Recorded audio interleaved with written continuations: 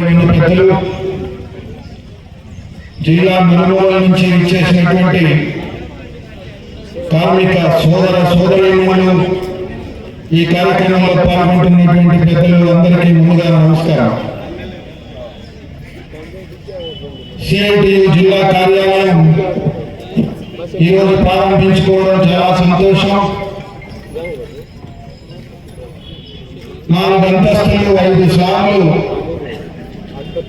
భవిష్యత్ కార్మికోద్యమ రూపకల్పనకు వీలైనటువంటి పద్ధతుల్లో అవసరాలను తీర్చే అంచనాలతో నిర్మించబడినటువంటి ఈ కార్యాలయ నిర్మాణానికి సహకరించిన వారికి, ఈ కార్యాలయ నిర్మాణంలో ముఖ్య పాత్ర పోషించినటువంటి సిఐటియు జిల్లా నాయకత్వానికి, ప్రధానంగా కార్యదర్శి కామ్రేడ్ కళ్యాణం వెంకటేశ్వర గారికి, అధ్యక్షులు విష్ణుకి, ఆఫీస్ బేరర్లకి, అందరికీ రైతు సంఘం రాష్ట్ర కమిటీ తరఫున హృదయపూర్వకమైనటువంటి శుభాకాంక్షలు, అభినందనలు తెలియజేస్తా ఉన్నారు. ఇవాళ దేశంలో రాష్ట్రంలో కూడా అధికారంలో ఉన్నటువంటి ప్రభుత్వాలు కార్మిక వర్గం మీద, శ్రామిక వర్గం మీద, రైతాంగం మీద తీవ్రమైనటువంటి దాడులకు పాల్పడుతూ ఉన్నాయి. నిన్న కాకుండా 4 రోజుల క్రితం 100 రోజుల పని మనం పిలిచే ఉపాధి హామీ పథకానికి తిరోధకాలు ఇచ్చేటటువంటి చట్టం తీసుకుని వచ్చారు.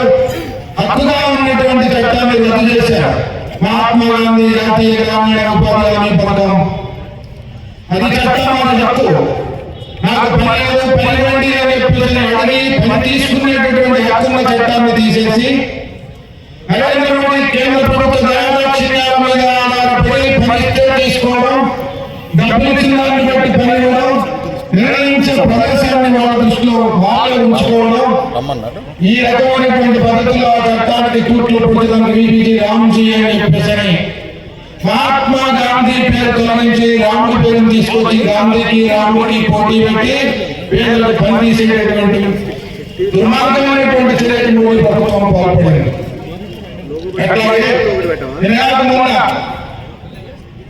ఈ పార్లమెంట్ సమావేశాలలోనే మనం ఈనాడు కాదు ఏనాడో మహనీయుడు మార్క్స్ చెప్పినట్టు ప్రపంచ కార్మికులను ఏకం చేసి పోరాడితే బానిస సంఖ్యలు తప్ప, కానీ జయించడానికి ఒక ప్రపంచం ఉంది, జయించడానికి ఒక ప్రపంచం ఉంది అని చెప్పాడు. కార్మికులందరూ పోరాడారు. ప్రపంచవ్యాప్తంగా పోరాటం జరిగి 20 గంటల పనిదినాన్ని సాధించుకున్నాం, కనీస వేతన చట్టాన్ని సాధించుకున్నాం, ఉద్యోగ భద్రతా చట్టాన్ని సాధించుకున్నాం, ఇంకా అనేక రకాల చట్టాలు, 29 చట్టాలు 10 సంవత్సరాలుగా పోరాడి సాధించుకున్నటువంటి చట్టాలను రద్దు చేసి 4 కోట్లను తీసుకొని వచ్చింది ఈ ప్రభుత్వం. ఇక్కడ కూర్చున్న కార్మిక వర్గానికి, ఇక్కడ వచ్చిన రాకపోయినా కార్మిక వర్గానికి, శ్రామిక వర్గానికి, రైతాంగానికి దుర్మార్గమైనటువంటి పద్ధతుల్లో ఇవాళ అధికారంలో ఉన్నటువంటి కేంద్ర ప్రభుత్వం మేము పెట్టుబడిదారుల పక్షమే, మేము కార్పొరేట్ల పక్షమే, మేము ఈ దేశ సంపదను వాళ్ళకి కట్టబెట్టడానికి ఉన్నాం, కార్మికుల్ని, రైతుల్ని, శ్రామికుల్ని, వ్యవసాయ కూలీల్ని అణచివేయడానికి ఉన్నాం, వాళ్ళకున్న హక్కులు తీసేయడానికి ఉన్నామని చెప్పేసి సవాలిస్తూ ఉన్నటువంటి నేపథ్యంలో మనందరం కలిసి ఆ సవాలు స్వీకరించాలి. శ్రామిక వర్గంతా ఐక్యం కావాలి, రైతు కూలీలు కార్మికులు ఐక్యం కావాలి. దేశవ్యాప్తంగా ఇప్పుడే పద్మనాభం గారు చెప్పారు, 430 రైతు సంఘాలు ఏకమై కార్మిక వర్గానికి 4 కోట్లు తీసుకొచ్చారు, రైతాంగానికి 3 చట్టాలు తీసుకొచ్చారు. ఆ 3 చట్టాలకు వ్యతిరేకంగా 1 సంవత్సర కాలం పాటు రైతాంగం అంతా ఐక్యమై పోరాటం నిర్వహించి 56 అంగుళాల ఛాతీ నాదైన గొప్పగా చెప్పుకున్నటువంటి నరేంద్ర మోడీ మెడలో ఉంచి దాన్ని రద్దు చేయించినటువంటి పోరాటాన్ని నిర్వహించాం. రాబోయే కాలంలో ఈ పోరాటాలు ఐక్యంగా సాగాలి, మనమంతా ఉద్యమించాలి, మన హక్కులు నిలబెట్టుకోవాలి, ఈ దేశాన్ని కాపాడుకోవాలి. ఈ దేశం మనది, ఈ దేశం రైతులది, ఈ దేశం కార్మికులది, ఈ దేశం వ్యవసాయ కార్మికులది, శ్రామికులది, ఈ దేశం పెట్టుబడిదారులది, కార్పొరేట్లది కాదు అని చెప్పేసి సమైక్యంగా ఉద్యమించాల్సినటువంటి తరుణం ఆసన్నమైంది. పోరాటాలు మరింతగా పెంపొందించుకోవాల్సినటువంటి ఆవశ్యకత ఉంది. ఈ పోరాటాల రూపకల్పన